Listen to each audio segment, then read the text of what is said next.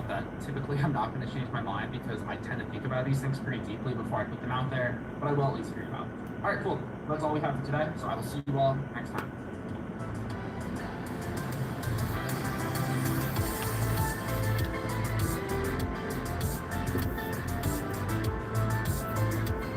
I'm like, man.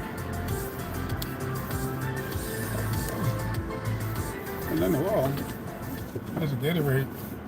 I did drink this.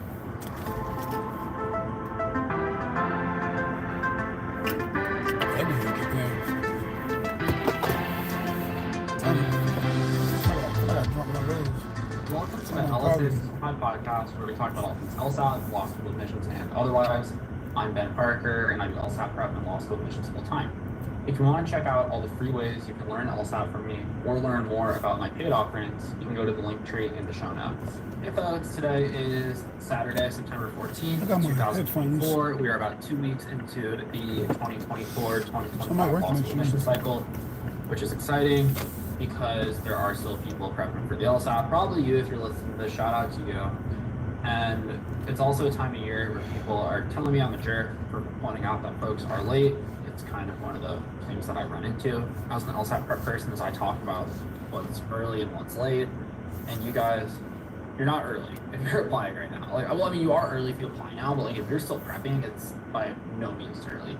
And as a reminder for that, Belmont in Tennessee has started admitting people. Arizona State has already admitted a bunch of people.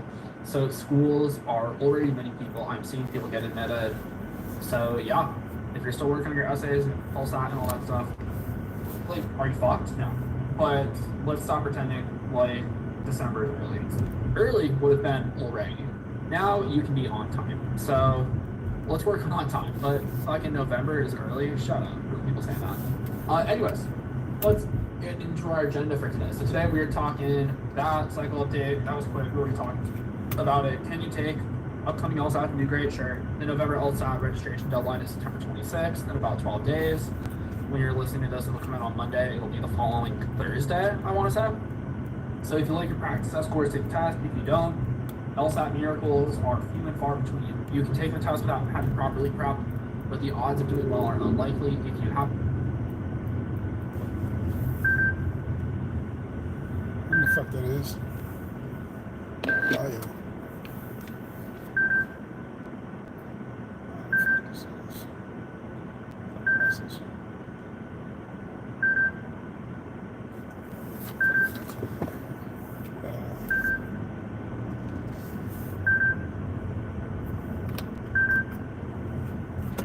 Ain't no lawyer. Before the registration deadline, you are unlikely to do well.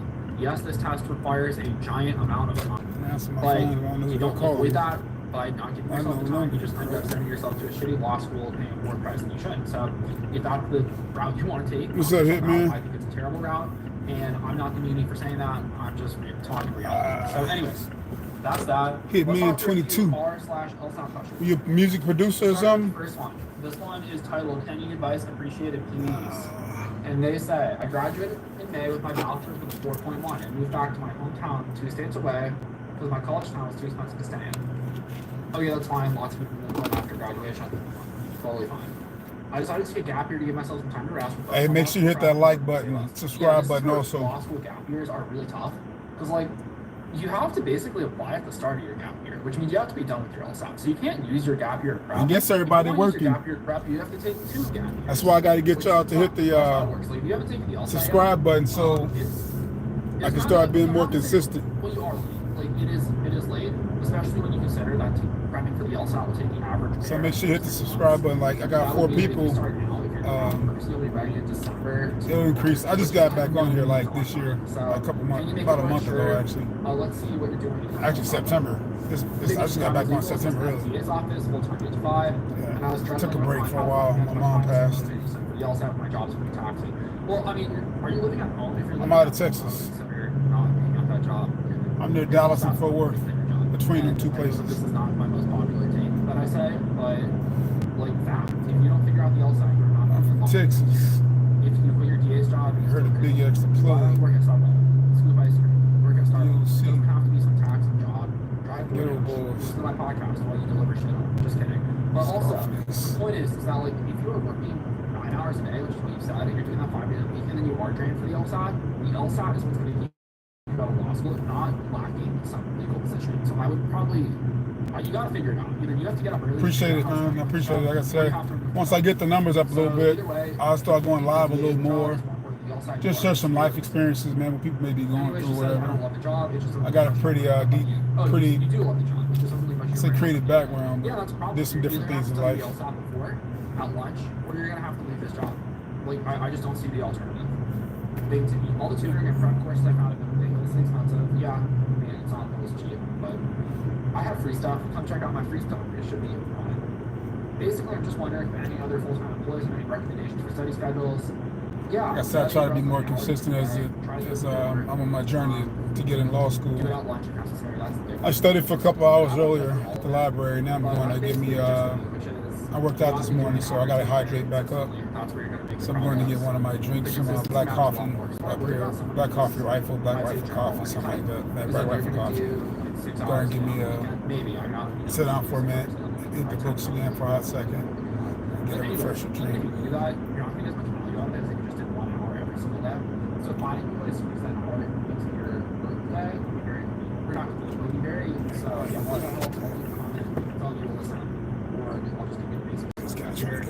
Anyways, I mean, the big thing is if your job is getting in the way of LSAT prep, like, and I know this is not a popular take because I've run into this one before. People really don't like this, but you have to figure it out. Like, if your job's going to prevent you from studying the LSAT is what will allow you to get the law school. Will keep you out of law school if you can't get this time. Yeah. So. Ultimately, that's your call, but you're going to have to figure it out, and you can either start getting up earlier, doing it at lunch, or figure out different employment. But I will promise you that your LSAT score, 5 LSAT points will make so much more of a difference. And, 2 LSAT points will make more of a difference than having the DA's position on your resume. It just is not that big of a deal. Your LSAT really matters. All right, question dose. Waiting for score. Is anyone else unsure what to do while waiting for their September score? Well, you shouldn't be unsure. Keep studying a little bit. You don't have to do your full schedule, but you should be doing roughly an hour or so a day to maintain. It also depends on where you were at. If you crush the LSAT and you know you don't have to retake because you were practice testing a 175 and the school that you have to apply to because you live there has a median of 160, then yeah, you probably don't need to study because you know for a fact you outperform. However, that is none of you. Most of you are people that need the highest score you can get because you're applying all over the country, in which case, dude, you should still be studying and you should be open to taking the test again. Why did you just take September once? On any given day, you can score in the bottom half of your range. Because like we talked about, I feel like every episode, you all have score ranges. Some days you have good days, some days you have bad days. No one is truly like a 155 flat. A 155 can score 160, they can score 150. And the way you take advantage of that is by taking the test multiple times so that you have a higher chance of scoring on the high end of your range. So, they continue. I want to work on my optional essays, but where I apply depends on what score I got. And you are doing this one. You can get your best score. If you haven't gotten your best score, you don't get to apply. Stop. Well, I don't know. People so put the cart before the horse. Your job is to get your highest LSAT and then you apply. And if you don't get your highest LSAT until January, you're not attending law school. Or you're probably not attending law school cycle. I shouldn't speak in absolutes because there are it tends to go poorly. Anyways, I think the point here is that you should, if you're capable of higher, if you haven't reached the score that you're capable on your PTs, you should keep taking the test. So the simple answer is essays are not as hard as people make them out to be. You do not need to spend months on your essays. If you are a strong writer, you can get them done in a week or two. If you're not a strong writer, the amount of time you have doesn't matter because you're not going to make them good anyways. You can pay for help, which is always worthwhile. And a lot of you, I used to really shit on admissions consulting because I thought it was kind of a grift. But it's now one of those things where after reading your guys' essays, I can promise you that most of you, it's a good investment to get an admissions consultant. They don't have to be someone crazy. And honestly, Grammarly can do a pretty good job. But you all need Grammarly. And that is non-negotiable. And then admissions consultants, not necessary, but most of you don't write well. And you need someone to yell at you. So, if you want your best results, can people kind of figure out themselves? Yeah, sure, some people do. Because I'm not going to say everyone needs it. But I don't know. I can't even pronounce that name. But yeah, what's up? So I'm not even gonna try to pronounce it. You don't need to do a crazy amount. You want to Sharanzado. Let's say you score 4 or 5 points below your average, which can happen. Then you have. Hey, go ahead and sub. I'm gonna come back on here in a little bit. All right, appreciate it. I mean, for one, if you're not reaching for our